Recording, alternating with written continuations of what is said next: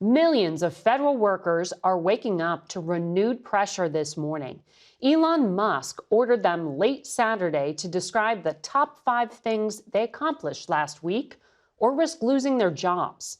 That demand was issued formally in an email yesterday from the Office of Personnel Management.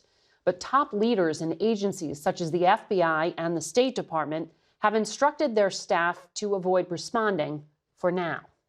Just a day earlier, the Trump staff shakeup hit the Pentagon with the ouster of the nation's highest-ranking military officer, General C.Q. Brown, and other senior leaders at the Navy, Army, and Air Force.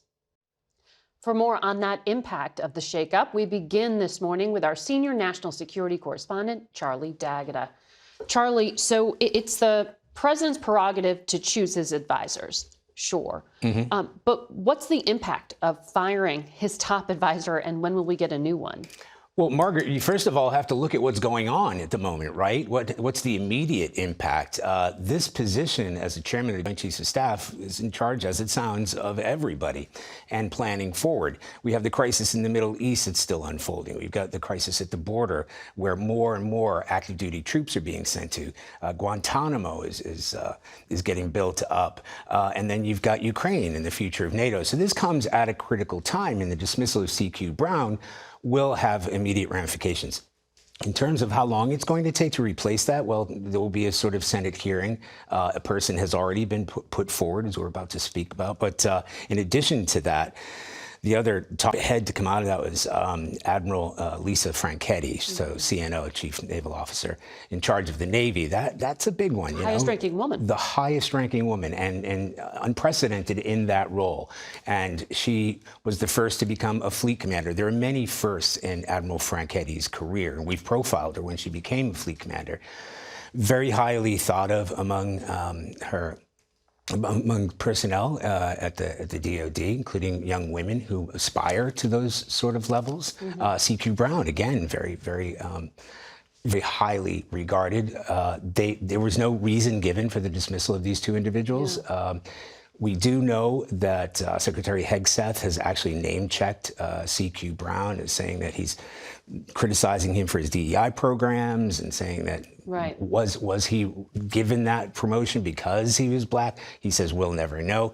He also took aim at Admiral Franchetti, suggesting she is a DEI hire herself by virtue of the fact that she is a woman. Also, in addition to that, there's the second in command of the Air Force who was also removed. So a lot of changes, and you mentioned the word purge, and that's exactly what it is from the very top.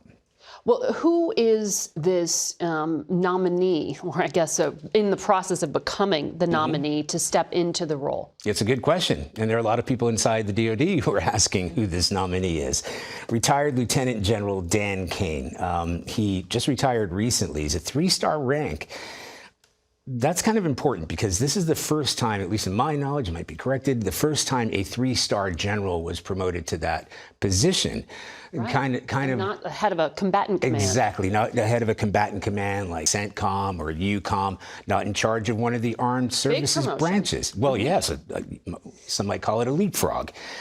If he is to be accepted into this role, he will automatically be given that 4th star. But more importantly, there are certain rules and regulations that he would have been the first because he didn't have that combatant command and because he wasn't in charge of one of the armed forces. But from, we've been asking around, and I know people who know him personally, they say, look, he's a stand-up guy, nicest man you want to meet. There had been some questions about whether or not he was sort of political. I know that President Trump had said that he had met the guy and said that he loves him, as in he loves Trump. According to my sources, that conversation didn't take place. He doesn't own a MAGA cap. He didn't put one on. So he's been described as apolitical. And he's somebody who may not have the experience, but has the character to lead the force. But I think what we have to look at here, right? We get Defense Secretary Hegseth, and then we have this individual, 2 relatively inexperienced people at the very highest level of the DOD. At a time of global instability and a lot of change here at home. Charlie, thank you. Thank you.